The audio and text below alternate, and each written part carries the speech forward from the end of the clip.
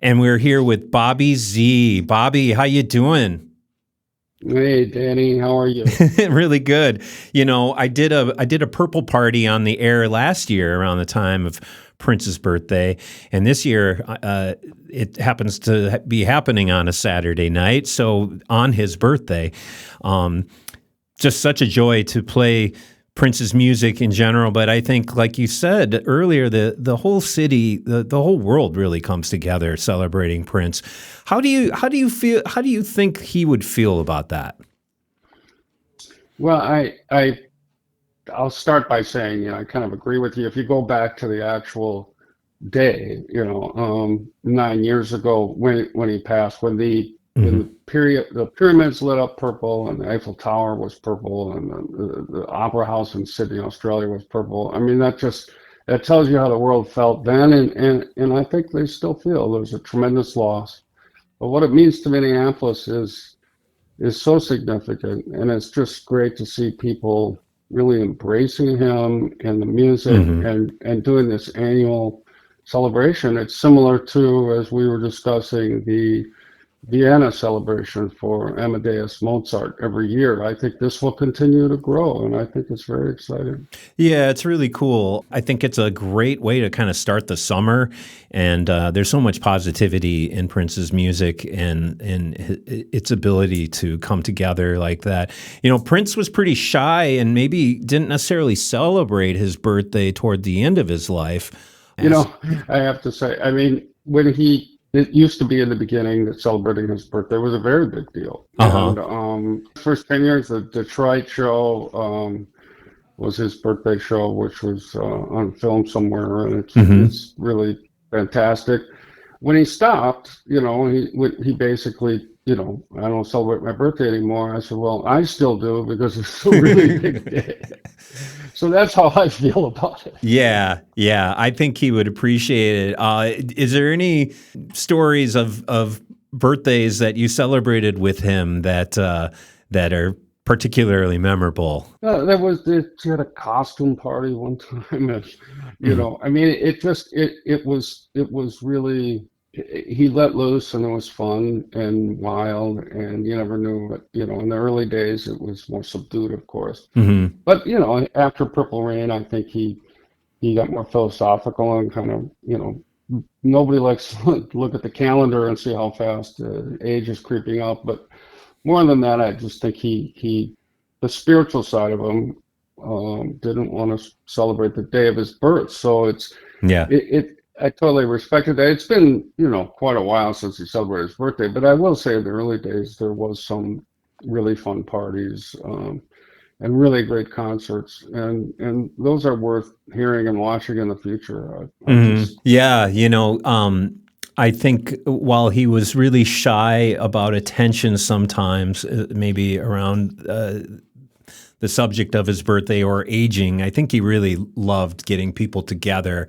And well, we sang happy birthday to him in Detroit, the whole crowd, and Wendy did a great job leading the song. And, that's super memorable, aw shucks moment for him, but Mhm. it was still spectacular to watch people, celebrate. We did that, the Revolution kind of, he did that for all of us on our birthdays, the crowd sang. It's very meaningful. And, Mhm. um, you know, birthdays, they come fast, so Yeah, we're they do. celebrating his once again. Yeah, yeah, no, it's a joy to see the city come together and Prince fans, I think, from all over the world come to town.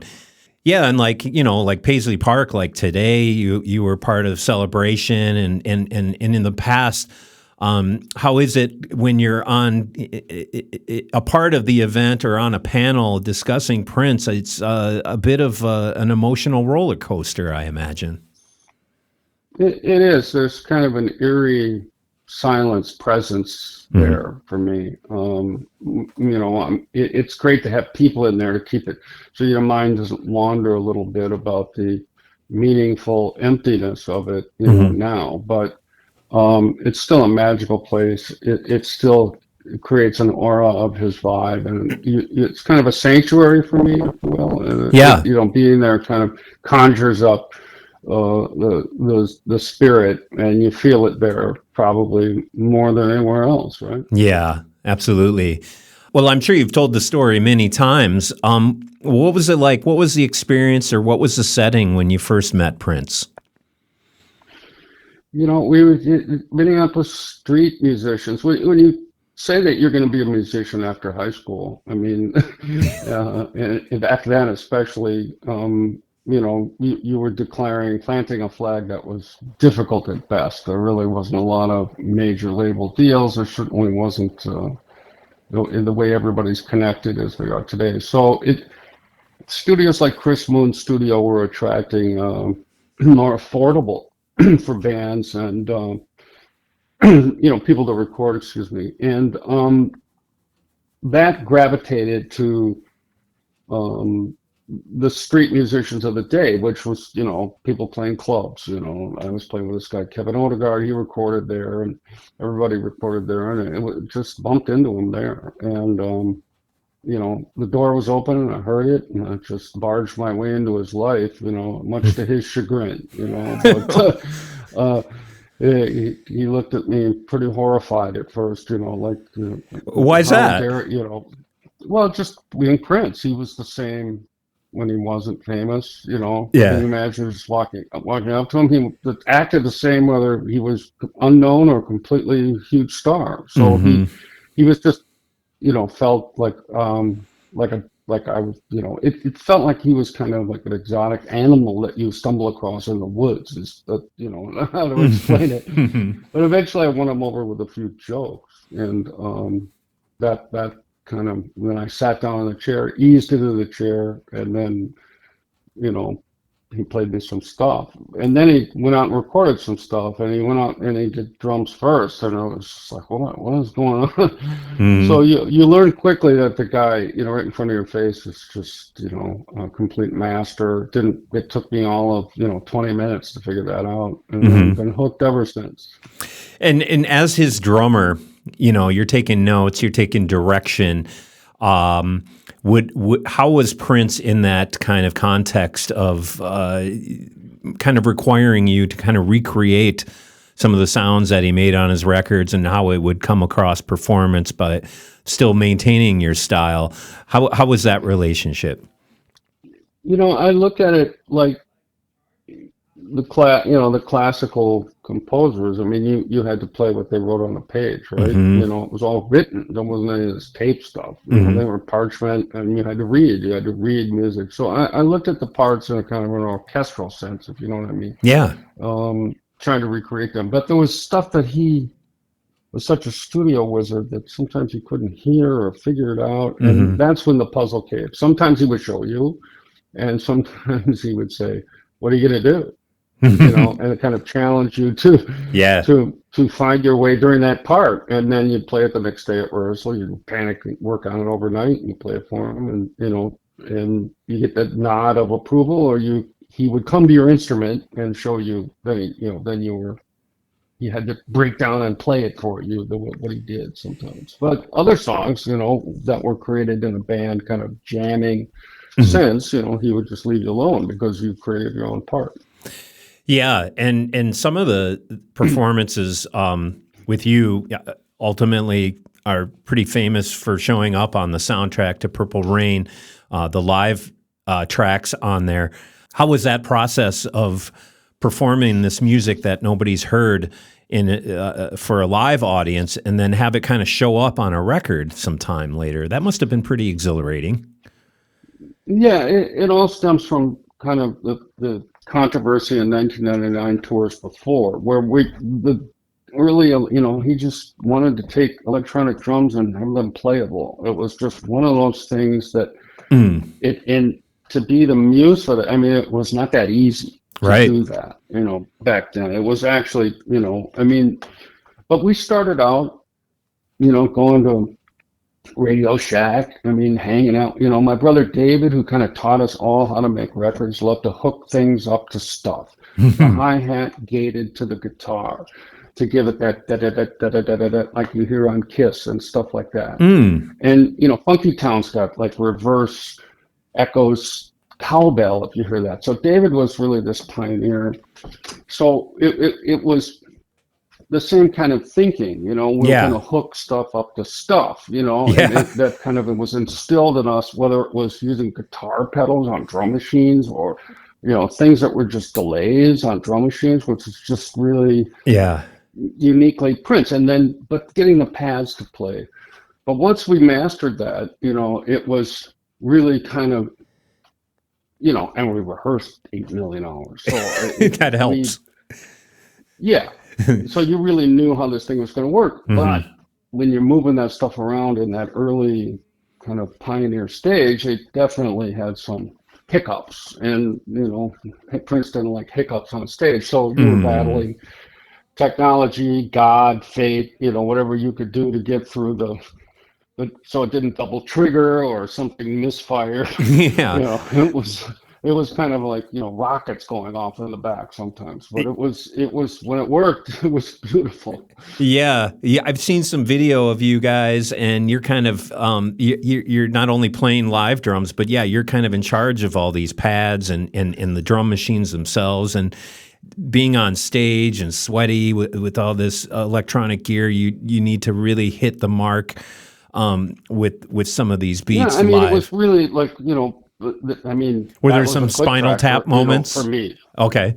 Yeah, yeah. I mean, that thing was, before everybody was playing lock to computer, some songs. I mean, but then you could turn it off, and then the trick was that the pads would play when the machine was off, Hmm. and that's where it all changed. Then you could play Purple Rain or Yeah. Automatic, and you could play them manually. So it it was, yeah, I mean, you had to keep things clean and it was electronic and the pearl concussions had to be tuned. And, put it this way, it was certainly not, I played drums in the beginning and at the end, I was kind of this complete, I felt like we were, the Wright brothers or something, the thing was flying Yeah. and we got this to really change. And now it's like, the industry's completely changed. I don't know if you could buy a drum set, they're already pre-wired, ready to go. And whether it's V drums or even acoustic drums with triggers, I mean, it's just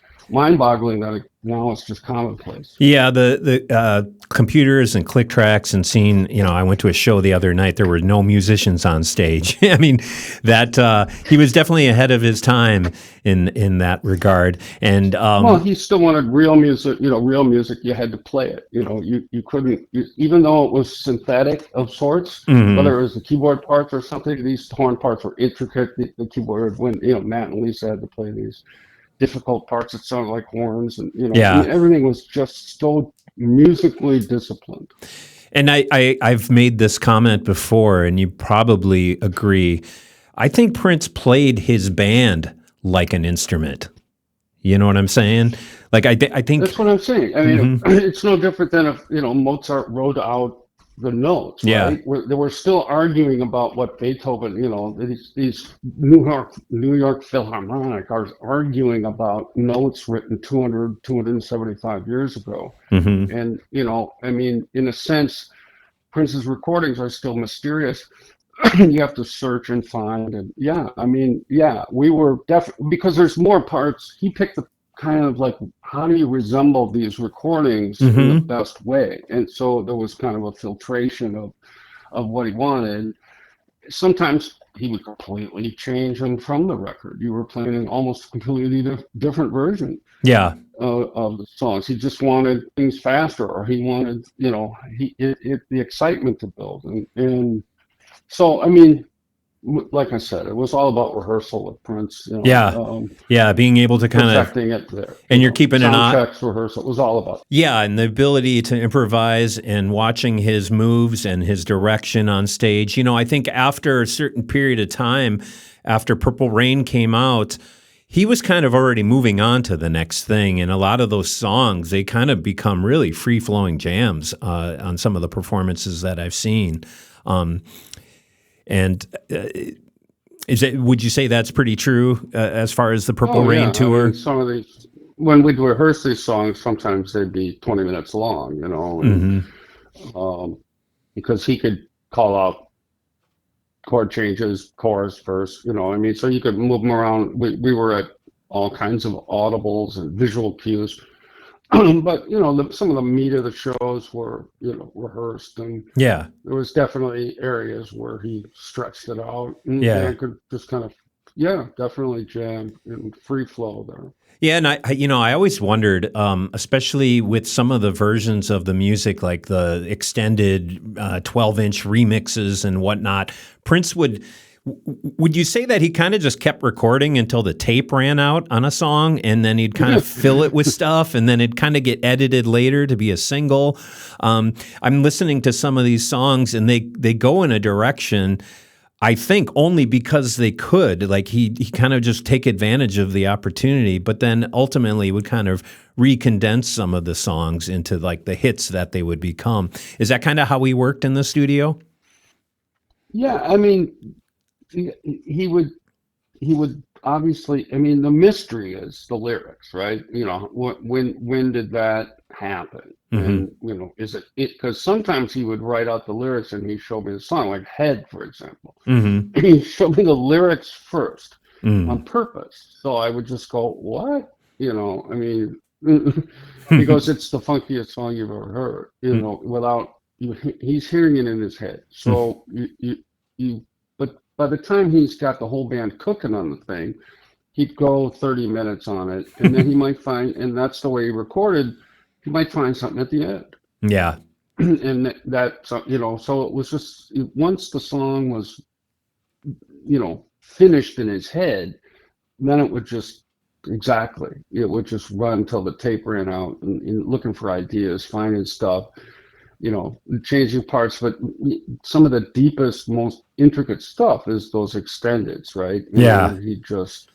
He's finding stuff. You're never, each measure is just something unique. That's the thing about Prince, is each 4-bar count is contains so much between one E and a 2E and a 3E and a 4E, right? Mm-hmm. There's so much in there on a 2 and or a 2E and something could happen in time. He used to say music is math and mathematics, and that's exactly right. And he was definitely a professor in that, and I was a disciple, and ate it up.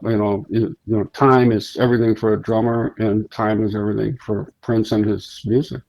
Absolutely. It's really runs like a clock. Yeah, and since he's passed, the vault has been really mined with some really great nuggets of material that maybe you had never even heard before. Is there anything that's been released since then, either video-wise or recordings, even after you left the group, that really stand out as something that you kind of were surprised of? I think it's pretty amazing. I heard a lot of the stuff in the 70s and 80s. You couldn't hear all of it. The output was too crazy. But the fact that he wrote Never Take the Place of Your Man so early, I think, out of those releases last few years. Yeah. And then that showed up at Sign of the Times. That was kind of interesting for me. That's like, you just never knew. Yeah. There was stuff that we did, the Rebel stuff, that he came back later and had other people do. Mm-hmm. He remembered old songs. He remembered everything he wrote, and it's he thought very carefully about what to release. And then when he started writing for other people, he thought about that. He just was very creative in how he spread the songs around. Yeah, that demo version of that song I was pretty surprised by, and maybe you thought, well, why didn't he bring that out earlier? We could have played that, But well, usually, there's tons of them we did play that. On the opposite, the flip side, there's tons that I know of and played that I've never heard come out. Came out. So there's stuff in there definitely that I don't know how long, like 20, 30 years they'll be releasing stuff. I don't know. Yeah. There's stuff there forever. Yeah. Yeah. No, it's a treasure.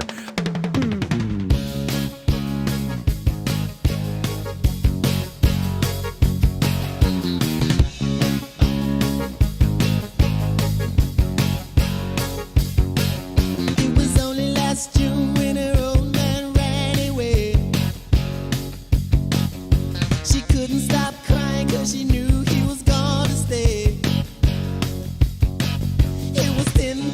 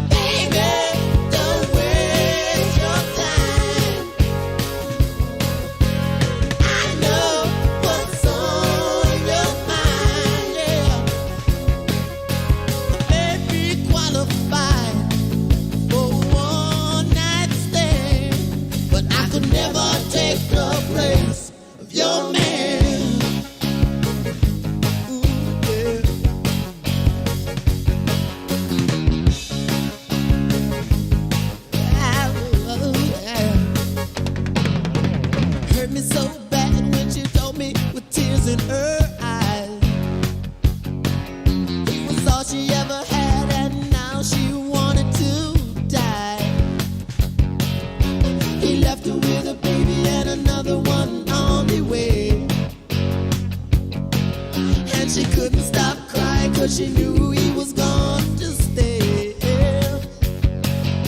She asked me if we could be friends, and I said, oh, honey, honey, baby, that's it. And I know that we wouldn't be satisfied. Yeah. And I said, baby, stop wasting your time. I know what's on your mind.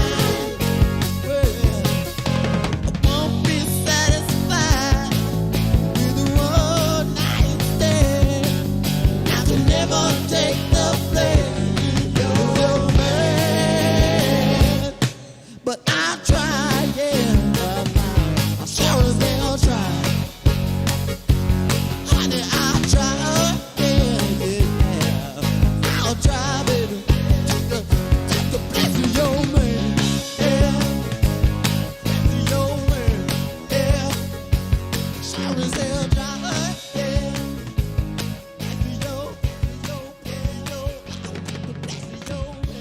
The Jazz Impulse brings you the here and now with Danny Sigelman, Saturday night, 7 to 10 p.m. on Jazz 88.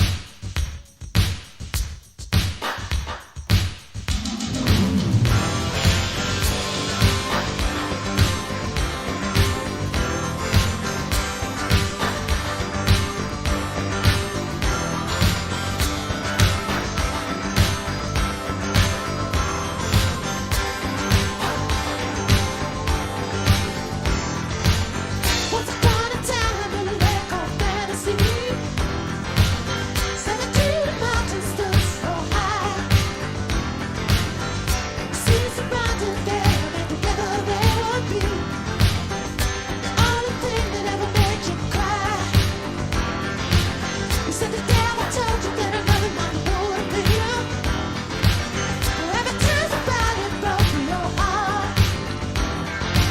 You said the sea would one day overflow with all your tears, and love will always leave you lonely.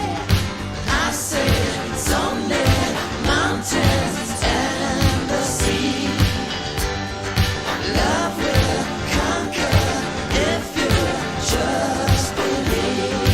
Oh yeah, it's only mountains and the sea. There's nothing greater, you and me. Once upon a time in a haystack of despair, happiness sometimes hard to find. Yeah, I forgot about it, hijacking the air. It's enough to make you wanna lose your mind. I said someday, mountains and the sea, love will conquer if you just believe. Oh yeah, it's only mountains and the sea. There's nothing greater, you and me. Guitars and drums on the one.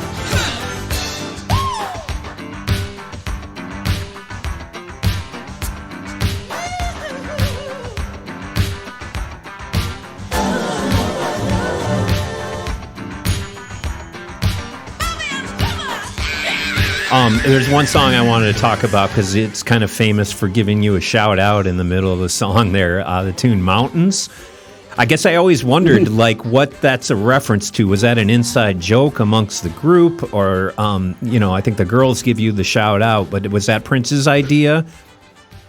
Yeah, that's a Prince lyric, and it's a way of when Rick James in Super Freak goes blow Danny blow. I know who he's talking about, and it's kind of a more. I think it's Prince perceived as in concert in the studio still. So it's a reference to like a simple drum fill turnaround, and it's just time for that in a percussive musical sense. It's time to just shout out You know what I mean? Yeah. It's just part of the lyrics.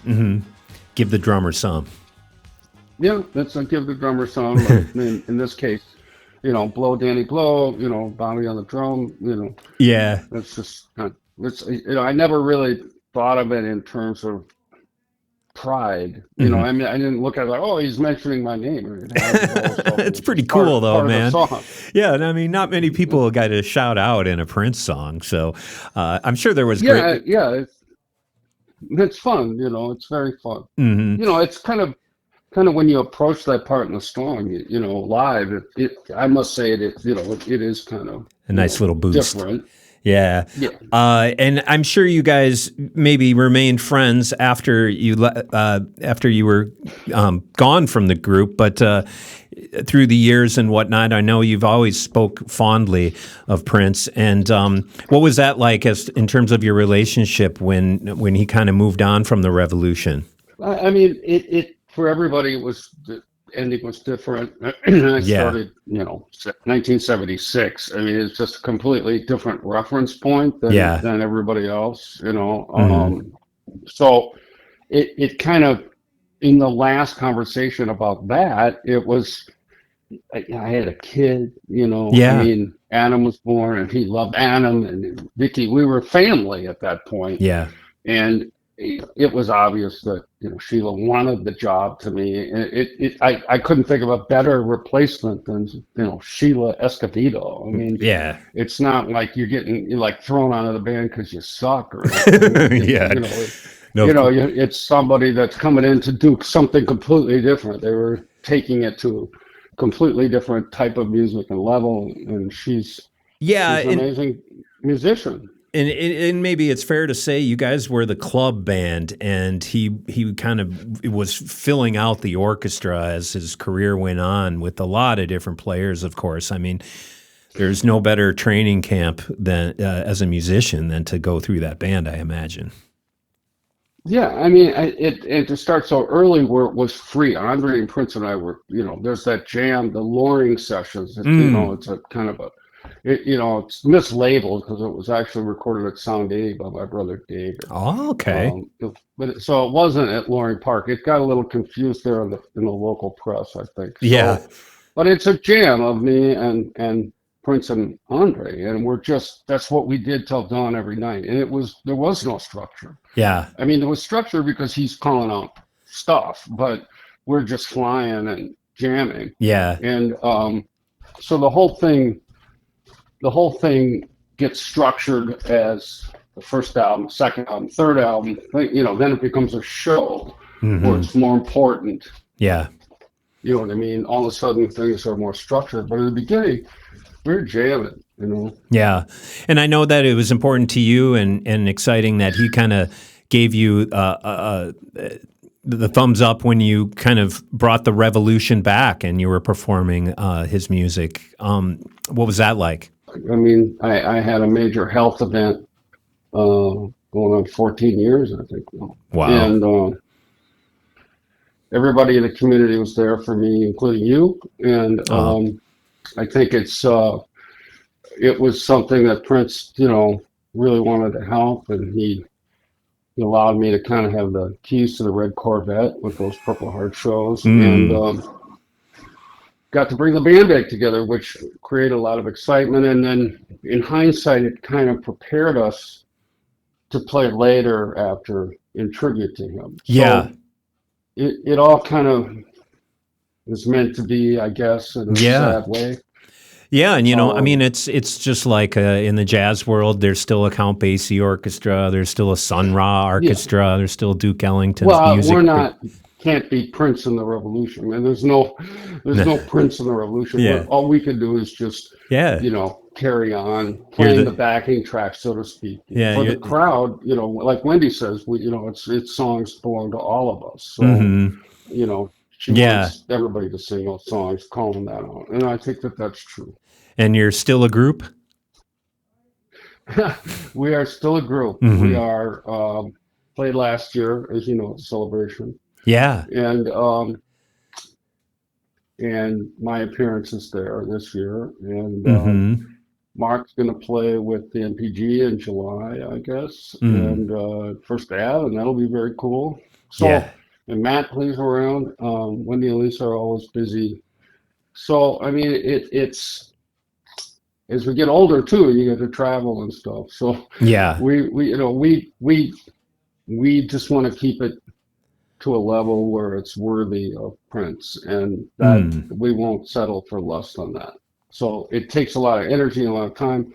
And I think maybe next year, and there'll be some anniversaries of Parade and some other stuff. So hopefully we'll get Yeah. back together. But Yeah.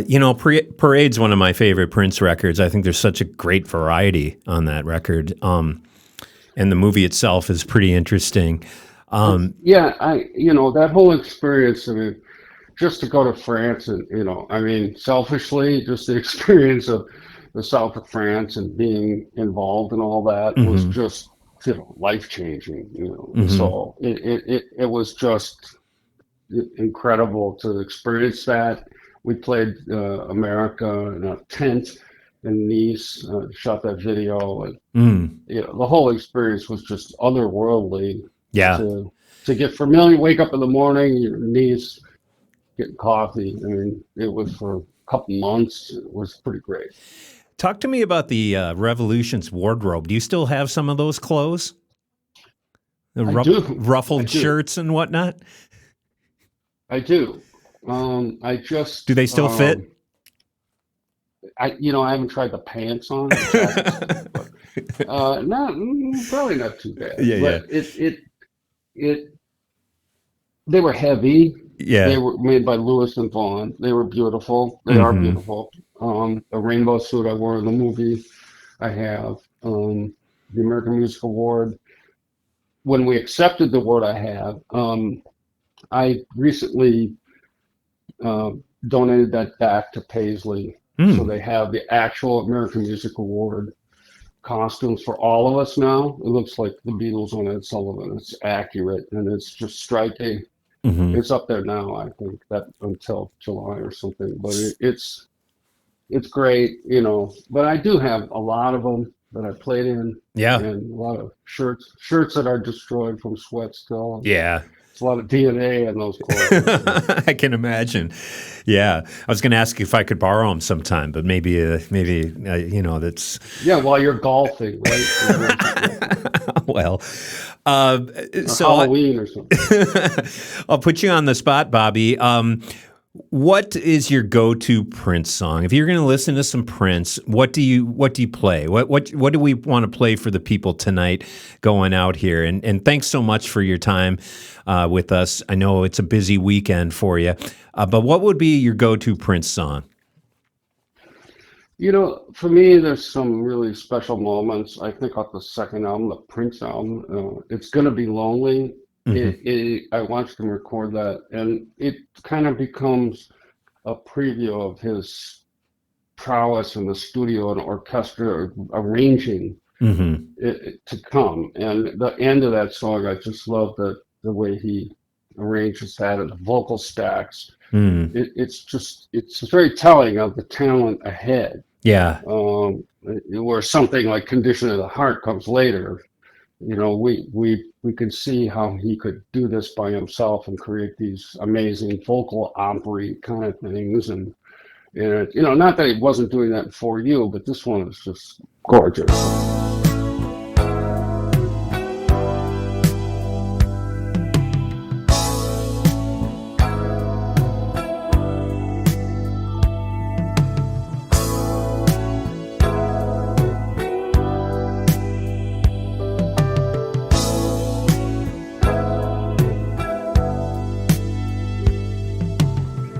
We've been together for quite some time.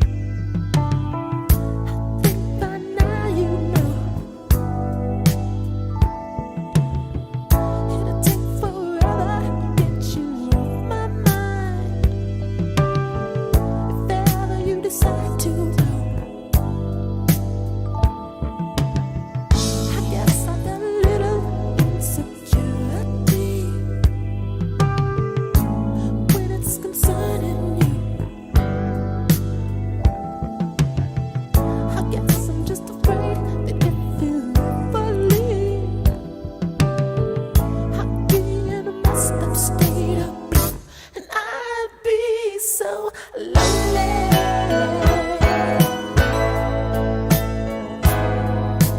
Without you loving me, I know it's gonna be lonely.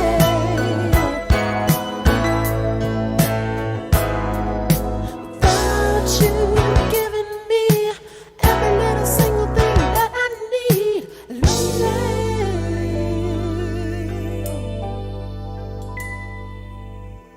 Ever since your kiss, it really turns me on. Till I go right out of my mind. And who can ever resist your accent from Berry? It gets me every time. I bet you that you never knew that in my dreams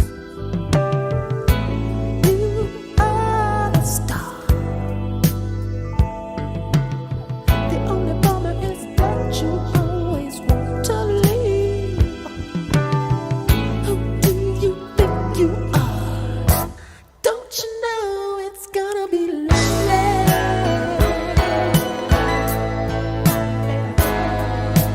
Without you loving me, I know it's gonna be lonely.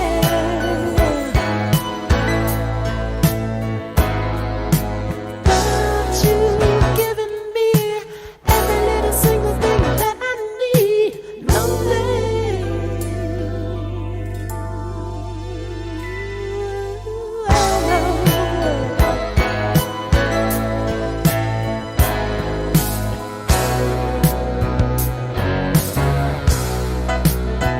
It's gonna be lonely.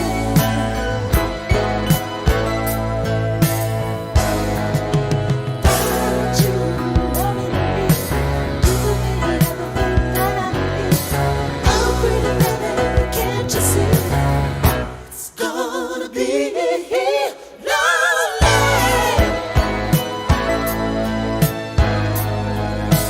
Without you loving me, I know it's gonna be lonely.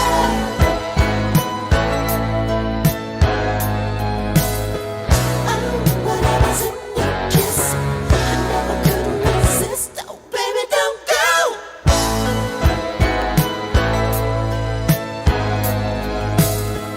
Been together for quite some time. It'll take forever to get you off my mind. Oh, girl.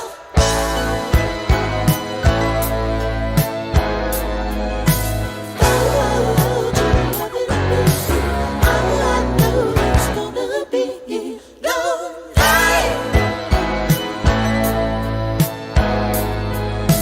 Without you by my side, don't you know that I could die, baby?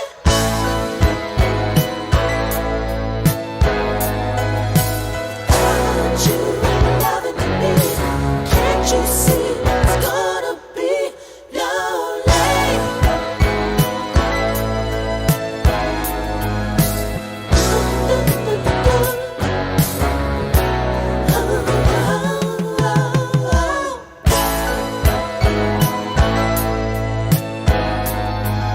It's gonna be lonely, baby. So lonely, baby.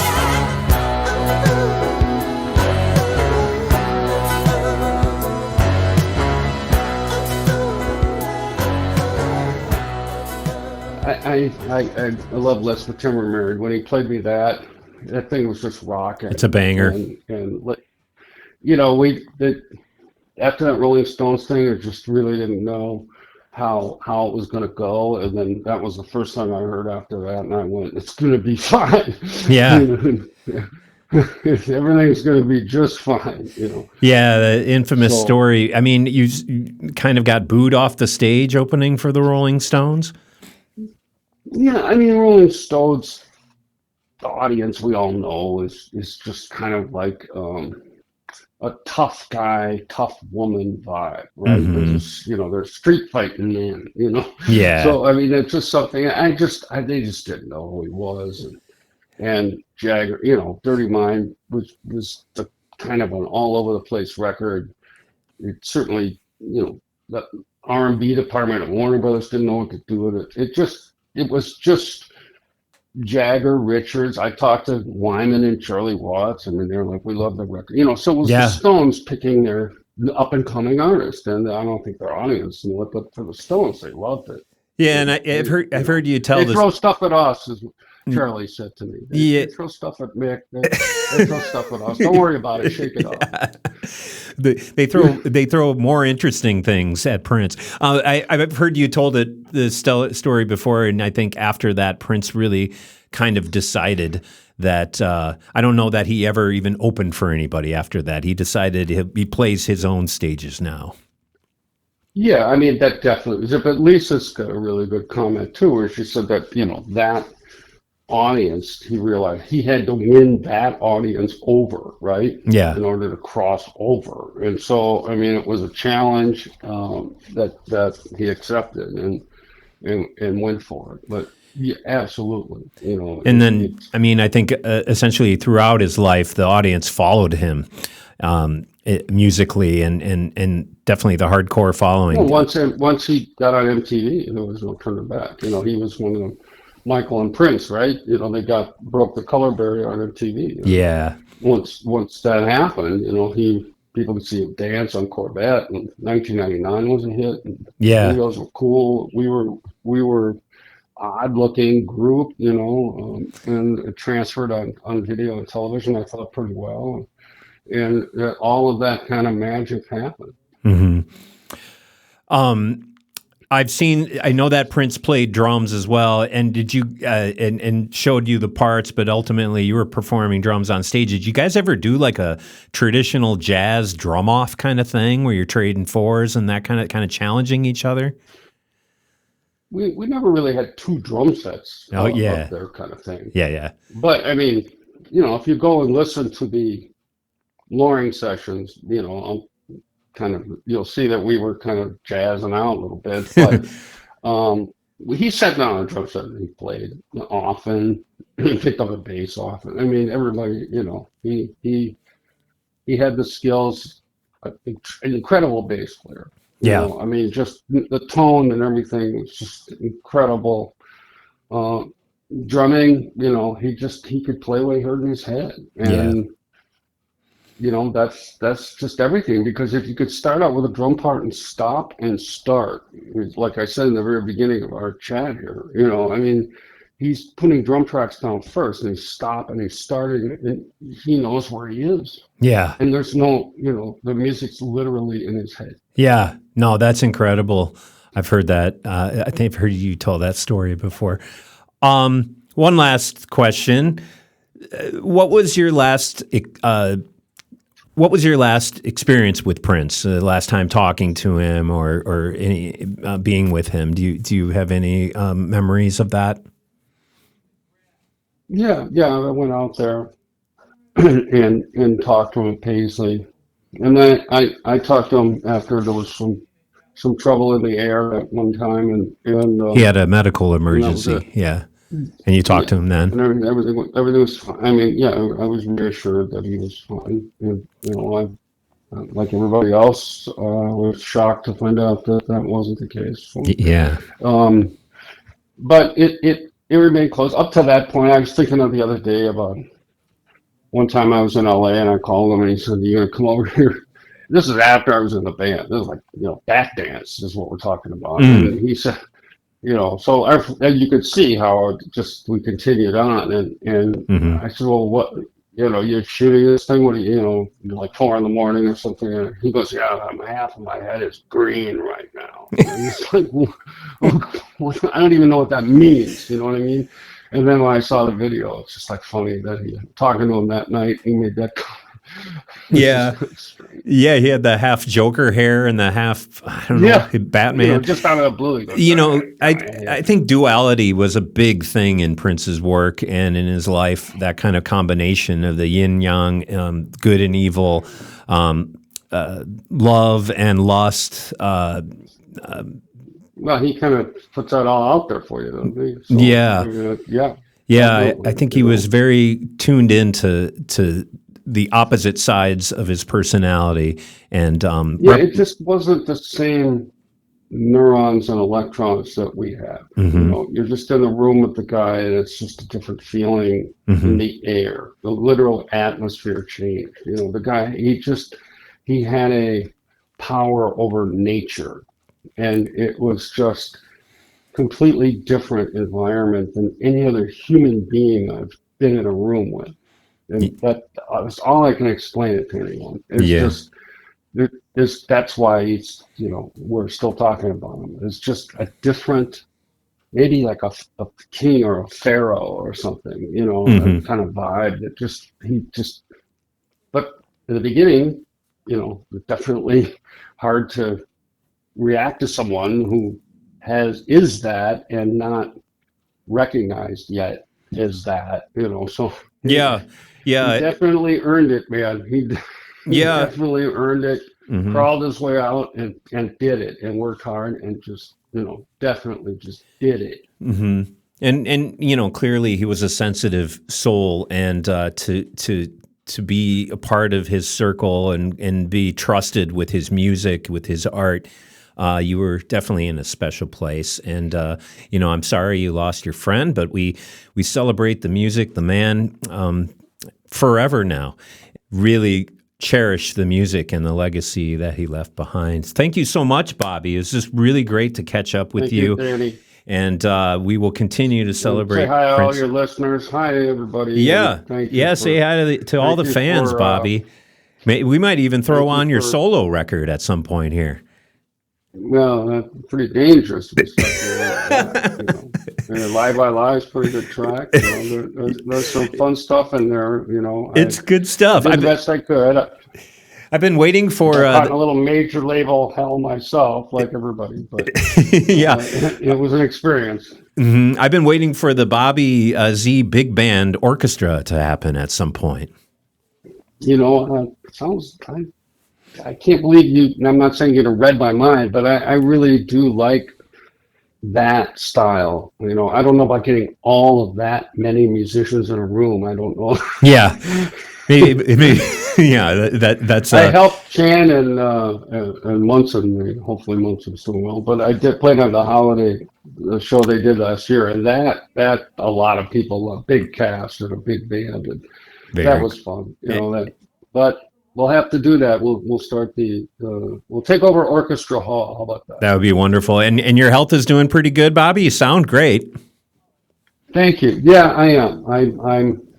I take every pill you see on TV, but no, I'm doing good. I try to stay active, try to watch what I eat, and my heart got beat up a little bit, but we're definitely watching it, and things are good right now. Right on, man. Well, bless you, and send my good best wishes to the family. And thanks for everything you do. We're looking forward Thank you, everybody. to everything that happens with your career and music, and your generosity in spreading the gospel of your experience with Prince and the music. Have a great night, Bobby. We'll talk to you again soon. Take care, Katie. Thanks, Bobby.